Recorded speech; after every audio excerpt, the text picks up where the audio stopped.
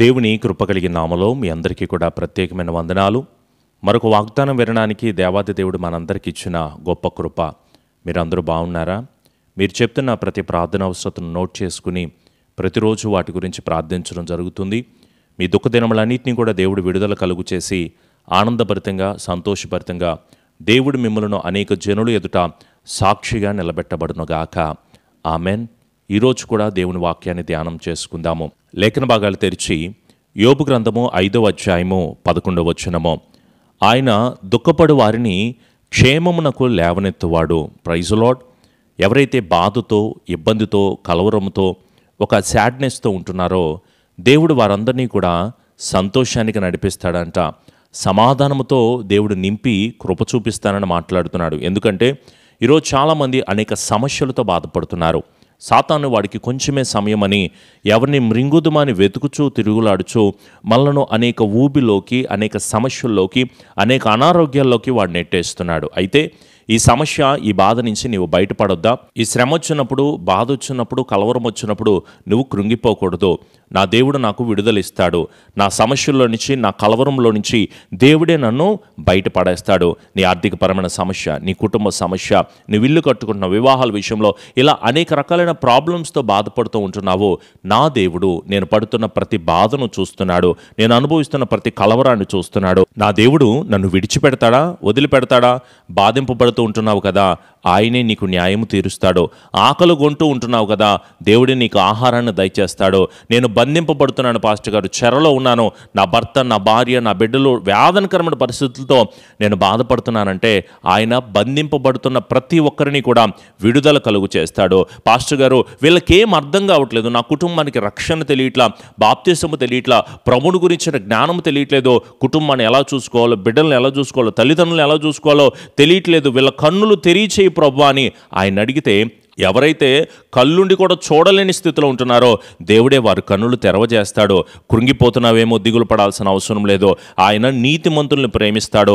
తండ్రి లేకుండా ఉన్నావేమో, విధవరాలుగా ఉంటున్నావేమో, అయ్యో నా పక్షాన ఎవరుండి వ్యాజ్యమాడతారు, ఈ గొడవలు ఎవరు తీరుస్తారు, ఈ సమస్యల నుంచి ఎవరు విడుదల దయచేస్తారు, ఈ కోర్టు సమస్యలు, అక్కమ సమస్యలు, విడుదల లేక, స్వస్థత లేక, అనేక శోధనలతో బాధపడుతున్న నా బ్రతుకులో ఎవరు కృప దయచేస్తారంటే తరతరమును నిలిచేది ఆయనే. నీకు కృప కలుగు చేయగలిగిన వాడు, నీకు సమాధానం ఇవ్వగలిగిన దేవుణ్ణే నేను ప్రకటన చేస్తున్నాను. నువ్వేం కంగారు పడాల్సిన అవసరం లేదు. నువ్వు చేయాల్సింది దేవుని దగ్గర మొరపెట్టి ప్రార్థన చేయడమే. చక్కగా ప్రార్థన చేయి. దేవా నా కుటుంబానికి శాంతి సమాధానాలు కావాలి తండ్రి. దేవా నా కుటుంబానికి స్వస్థత కావాలయ్యా. ఈ శోధల నుంచి జయం పొందుకోవాలి ప్రభా. ఈ దెయ్యములు నా దగ్గర నుంచి వెళ్ళగొట్టండి తండ్రి. జ్ఞానమును నాకు అనుగ్రహించు ప్రభా. ఆత్మశక్తిని నాకు దయచేయండి. నీ ఆత్మాభిషేకంతో పరిశుద్ధాత్మ శక్తిని నేను పొందుకోవాలి తండ్రి. వాక్యం వింటున్న మీరు, మీలో ప్రతి ఒక్కరూ కూడా దేవుని ఆత్మశక్తి కొరకు అడగండి. ప్రభువా, వీటిని జయించుటకు తగిన శక్తి నాకు కావాలి. ఎందుకంటే యేసయ్య మన మధ్యలో లేరు. ఆయన ఆత్మశక్తిని మనందరి మధ్యలో ఉంచారు గనక మనమందరము పరిశుద్ధాత్మ శక్తితో నింపబడుదుముగాక. ప్రతి శోధన నుంచి దేవా నీవే మాకు దిక్కు, నీవే మా ఆధారము, నీవే మా ఆశ్రయము అని ఆయన అడిగితే, ప్రార్థన చేస్తే అపజయాలను విజయాలుగా ఆయనే మారుస్తాడు. మూసుకుపోయిన ద్వారాలను ఆయనే తెరుస్తాడు. నిర్జీవ ఉంటున్న బ్రతుకుని ఉజ్జీవమైన స్థితిలోకి ప్రభువే నడిపిస్తారు. దేవా నీవే మాకు దిక్కు తండ్రి. ఈ లోక సంబంధమైన అనేక బాధలతో బాధపడుతున్నామయ్యా, దుఃఖపడుతున్నాము తండ్రి. మమ్మల్ని ఉన్నతమైన స్థితికి నీవే లేవనెత్తుతానని మాట్లాడుతున్నావయ్యా. మరి ఏం చేయాలి? ప్రార్థనే చేయి. అడుగుడి మీకు ఇయ్యబడును, వెతుకుడి మీకు దొరుకును, తట్టుడి మీకు తీయబడును. అడుగు, ఆయన తప్పకుండా నీకు కృప దయచేస్తారు. రెండవదిగా నువ్వేం చేయాలి అంటే వాక్యాన్ని శ్రద్ధగా వినాలి. ప్రభువా నన్ను నేను సరి చేసుకోవాలి.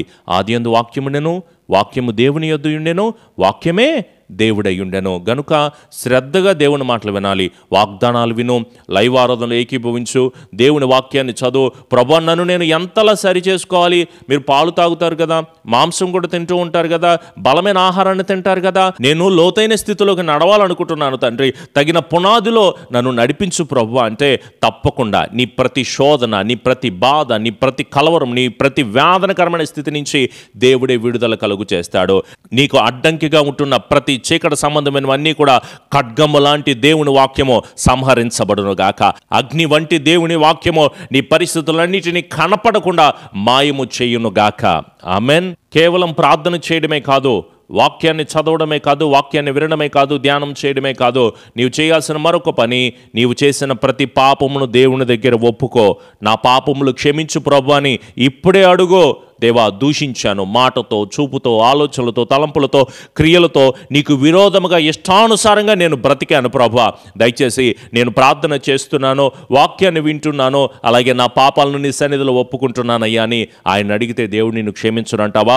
పాపుల మొరను దేవుడు ఆలకించడు. నీవు పాపంతో ఉండి దేవుని దగ్గర మొరపెట్టి ప్రార్థన చేస్తే నీ ప్రార్థన దేవుడు ఆలకిస్తాడు అనుకుంటున్నావా?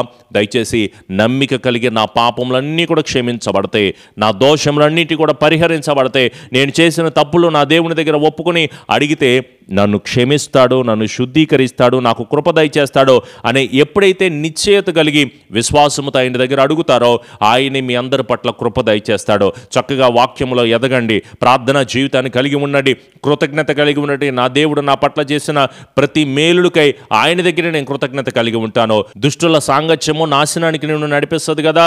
మంచివారితో సహవాసం చేయి, పరిశుద్ధులతో సహవాసం చేయి, కృపావరాలు కలిగి ఉండు, శ్రమ వచ్చినప్పుడు ఆనందించు, ఆత్మల పట్ల భారము కలిగి ఉండో, రాకడ కొరకు నీ కుటుంబము నీవు సిద్ధపాటును కలిగి ఉండి. ఎప్పుడైతే ఈ క్రమాన్ని కలిగి ఉంటావో నీకున్న శోధల నుంచి, బాధల నుంచి, బలహీనతల నుంచి దేవుడే నీకు విడుదల కలుగు చేస్తాడు. నువ్వు దుఃఖంలో ఉన్నావని, కన్నీటి పర్యంతమైన పరిస్థితిలో ఉన్నావని, బాధల్లో ఉన్నావని ఏమీ భయపడవలసిన అవసరం లేదు.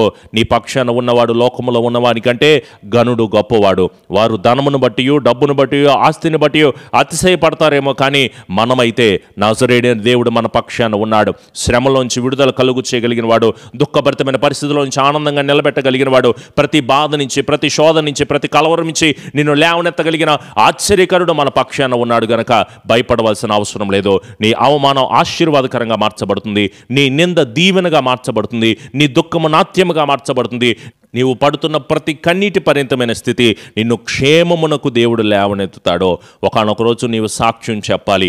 ఎవరైతే కామెంట్స్ పెడుతున్నారో, ఎవరైతే పాస్టర్ గారు మా గురించి ప్రార్థన చేయండి అని మాట్లాడుతున్నారో, మీ దుఃఖ దినములన్నీ కూడా కోల్పోయి ప్రతిరోజు దేవుని మాటలు ఎందుకు అందిస్తున్నాము అంటే, ప్రతిరోజు మీ అందరి గురించి ఎందుకు ప్రార్థన చేస్తున్నామంటే, మీరు మీ కాలనీలో, మీ అపార్ట్మెంట్లో, మీ వీధిలో, మీ ఇంటిలో దేవుడు నా పట్ల గొప్ప కార్యం చేశాడు, ఘనమైన కార్యాలు చేశాడు, నేను ప్రార్థించాను, నా దేవుడు ఉన్నతమైన కృపలో నన్ను, నా కుటుంబాన్ని నిలబెట్టాడు, నడిపించాడు అని సాక్ష్యార్థంగా నిలబడాలి.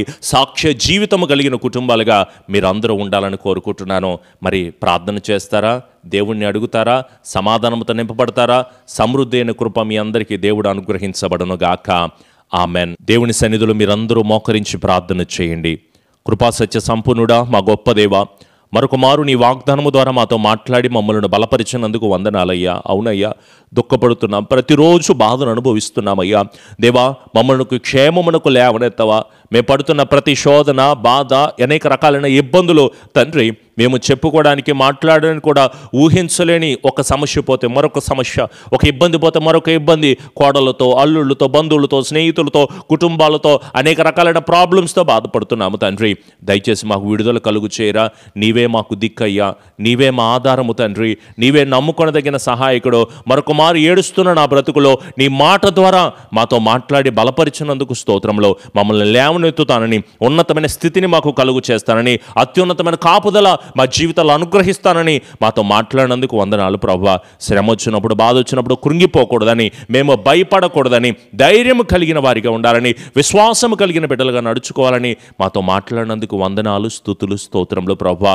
దేవా, కట్టబడుతున్న మందిరాల విషయంలో నీ కాపుదలు మీరు దయచేయండి, మీ సహాయమును మీరు అనుగ్రహించండి ప్రభువా. అలాగే ఈ పరిచర్య అనేక మందికి వెళ్ళుటకు, అనేక మంది నీ మాటను విని బలపరచబడుటకు తగిన కృపను బిడ్డలందరికీ కూడా మీరు కలుగు చేయండి. అలాగే లైవ్ ఆరాధనలో కూడా మీ ఆత్మ సహాయమును అనుగ్రహించండి. అలాగే ప్రైర్ టీమ్ మెంబర్స్ ఎవరైతే కొనసాగించబడుతూ ప్రతిరోజు ప్రార్థన చేస్తున్నారో, ఆయా ప్రార్థన అవసరతల గురించి నీ దగ్గర మొరపెడుతున్నారో ప్రభువా, ఈ ప్రైర్ టవర్ని మీరు దీవించండి, ఆశీర్వాదకరంగా నడిపించండి.